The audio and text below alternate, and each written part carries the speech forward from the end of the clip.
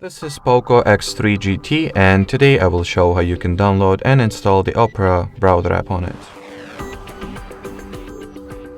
The first step is to make sure that your device is connected to internet, then launch the Play Store, log into your Google account if you haven't already, then input the Opera query at the search bar. Once the needed app is found, you can start its installation either from the search results or from the designated app page. Then just wait for the app to be downloaded and installed. Then launch the app. And while opening Opera for the first time, you will need to complete a very quick setup procedure. So tap the continue button over here.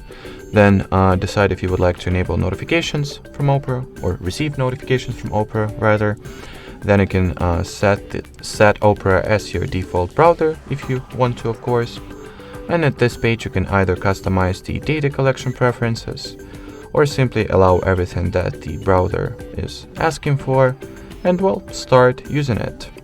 Alrighty, so that would be it for this video. Thanks for watching, and bye bye.